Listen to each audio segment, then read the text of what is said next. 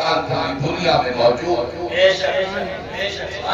صغیر ہند و پاک کی بات نہیں کرتا، پورا رشتہ اگر تبلیغ کی بنیاد میں کسی خاندان کے زیر احسان ہے، یہ چائنا، یہ چچنیا، یہ قازقستان، یہ ترکمانستان، یہ افغانستان، یہ ہندوستان، یہ عراق، یہ ارب و عجم، اگر کسی خاندان کے احسان کا اس کی بنیاد ہے تو صرف خان والے ہے۔ علم کے چراغ، تقویٰ کے چراغ، فضل کے چراغ، عنایات کے چراغ۔ میں ابھی بہت فلان کے ساتھ بول دیتا ہوں آپ کو، آئندہ ہمیں دیکھ کے کروانا جو خاندانی طور پر ان سے ماحول میں ہے نا، ہم کو باقاعدہ محرم کو اس کے تمام لوازمات کے ساتھ مناتے ہیں، کیونکہ رونے کا کام اپنا 40 دن چلتا ہے، اس کے بعد آسان ہو جاتا ہے۔ تو جب کربلا یاد آتا ہے تو وہاں کا ماحول الگ ہے۔ مکہ جب اسے دیکھتے ہیں، منی جب اسے دیکھتے ہیں، مزدلفہ جب اسے دیکھتے ہیں، عرفات جب اسے دیکھتے ہیں، حجر اسود جب اسے دیکھتے ہیں، مقام ابراہیم جب اسے دیکھتے ہیں، صفا اور مروہ جب اسے دیکھتے ہیں، بئر زمزم جب اسے دیکھتے ہیں، حجر اسود جب اسے دیکھتے ہیں، حتیٰ کہ کعبۃ اللہ جب اسے دیکھتے ہیں، اور جب گنبد خضرا جب اسے دیکھتے ہیں تو ہمارے جذبات کچھ اور ہوتے ہیں، لیکن جب کربلا دیکھتے ہیں تو ہمارے احساسات کچھ اور ہوتے ہیں۔ تو میں اس زمین کی طرف آپ نے دھکیل دیا، میں کچھ اور بولنا چاہتا تھا، میں ادھر چلا گیا۔ ہمارے آقا اور قرآن کے ساتھ میں سکون کے ساتھ کروں گا اور اطمینان سکون کے ساتھ سنیں گے۔ یہ 5 منٹ کی جو جذباتی بات میں نے کہہ دی ہے، یہ شفیع صاحب کی چالاکی کی بنیاد پہ کہہ دیا ہے، تو میں یہ چالاکی خلاصوں کی زمین سے دل سے بیٹھ گیا اور بہت محرمات کے ساتھ آپ سے بات کروں اور اسی بات پر میری بیٹی کو بہت اطمینان اور سکون کے ساتھ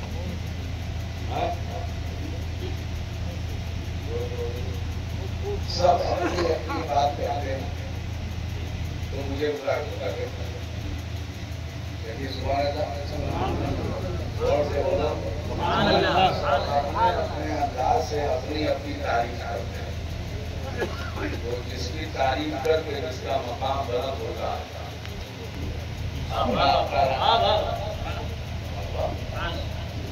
اپنا اپنا راستہ ہے بلند ہونے کا، سب کے پاس ایک ایک راستہ ہے، لیکن ہمارے پاس، ہم لوگوں کے پاس ایک اتنا بڑا راستہ ہے، اس کے بعد آگے پہنچ کر سب کے راستے ہی بند ہو جاتے ہیں۔ بہت اطمینان کے ساتھ آپ میری بات سنیں گے اور سمجھیں گے، بہت اطمینان کے ساتھ۔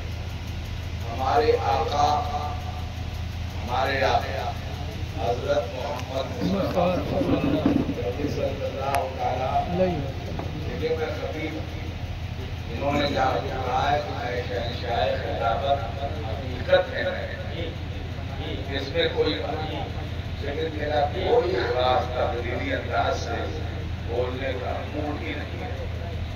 میرے دوست اور میرے ساتھی ہے نا، حضرت علامہ مولانا مسعود الدین صاحب اللہ ان کا سایہ سلامت رکھے، اس لیے پر پوری توانائی کے ساتھ بول کر بول کر جگ جائے، اور میں ان کا انجام دیکھ کر کمرے سے آ گیا۔ اس دن کے ویڈیو میرا کوئی خاص ہے، میں بہت اطمینان سے آہستہ آہستہ آپ کے ساتھ بات کروں، آپ میری بات میں حاضر رہیں گے کہ نہیں رہیں گے؟ جلدی سے میں بہت کام کی بات آپ کے ساتھ، بہت اطمینان کے ساتھ اور بہت سکون کے ساتھ آپ کے ساتھ بات کروں گا، اور ایک شعر پڑھتا ہوں جو تسلیم ملت اس سے پہلے پڑھ گئے، شعر جو والا حضرت لائی مجھے ملت حاضر بریلوی رضی اللہ عنہ زمین عرب کسی شخصیت کے اشعار اور کلام کی تشریح کیا اور اپنے شعر میں اس کی وضاحت. تو وہ شعر ہے کہ اہل سنت کا ہے بیڑا پار اصحاب حضور. اہل سنت کا ہے بیڑا پار اصحاب حضور. ناؤ ہے اور نجم ہے عطرت رسول اللہ. اب ایک چیز بہت اطمینان کے ساتھ بولتے ہیں، پہلے اختلافات ہوتے تھے تو اس یا تو آدمی شیعہ ہوتا تھا اور یا آدمی سنی ہوتا تھا. بولے جلدی سے، یا شیعہ یا پوری بحث کا دار و مدار اس چیز پر ہوتا تھا کہ علی افضل ہے یا ابو بکر. اولیت کس کو دی جائے، علی کو دیا جائے یا ابو بکر کو دیا جائے. نمبر 1. نمبر 2، حق علی کا ہے یا ابو بکر صدیق کا ہے. نمبر 2، اس پر پوری بحث کرنا. اہل سنت اور اہل تشیع دو لڑی رہے تھے کئی سو برس سے کہ بیچ میں ایک مصرع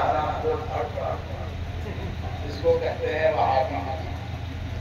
زور سے بولیے کیا کہتے ہیں؟ زور سے بولیے. اور اس وہابی کی ایک کمزور شاخ پیدا ہے جس کو ہم کہتے ہیں دیوبندی. یہ کمزور نانوتا اور دیوبند سے ان کا ادے.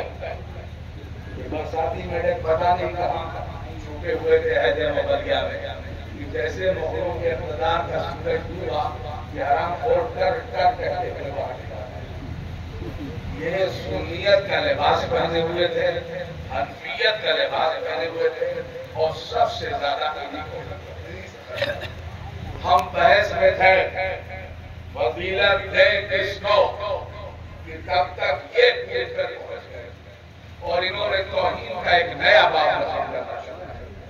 خیر ہم ان کی بات نہیں کر رہے. ابو بکر، حضرت ابو بکر، حضرت عمر، حضرت ابو بکر، حضرت علی، حضرت خدیجہ، 3 شخصیتوں کی طرف سفر کرتے ہیں اور ایک چوتھی شخصیت ہے حضرت زید. بہت اطمینان کے ساتھ آپ ہماری گفتگو بہت خوبصورتی کے ساتھ سنیں. حضور نبی رحمت صلی اللہ تعالیٰ علیہ وسلم کی یہ 4 شخصیتیں کچھ نہ کچھ حضور سے کہتا رہتا ہے. پہلی بات سنیں آپ، حضرت ابو بکر صدیق بہت اچھے دوست. کہاں ہے؟ پوچھو اچھے دوست کہاں ہے؟ اچھے دوست کہاں ہے؟ اچھے دوست. کس کے دوست؟ کس کے دوست ہے؟ کس کے دوست ہے؟ کیا سمجھایا؟ ابو بکر صدیق کس کے دوست؟ حضور نے 40 سال کی عمر میں اعلان نبوت کیا ہے. 40 سال. تو 40 سال سے پہلے حضور کے پاس خاندان ہے کہ نہیں؟ بہت جلدی سے. ماموں ہے کہ نہیں؟ ماموں ہے کہ نہیں؟ حضور کے نانا ہے کہ نہیں؟ حضور کے چچا ہیں کہ نہیں؟ حضور کے چچا زاد بھائی ہیں کہ نہیں؟ حضور کے رشتہ دار ہیں کہ نہیں؟ حضور کے ناطے دار ہیں کہ نہیں؟ اور انہی کے درمیان حضور کا اپنا قبیلہ ہے کہ نہیں؟ اور اسی قبیلے میں حضور کے دوست ہیں کہ نہیں؟ تو حضور کے سب سے اچھے اور سب سے جانسار اور سب سے عمدہ جو دوست ہے وہ سیدنا ابو بکر صدیق. کون ہے؟ سیدنا ابو بکر صدیق. کیا ہے؟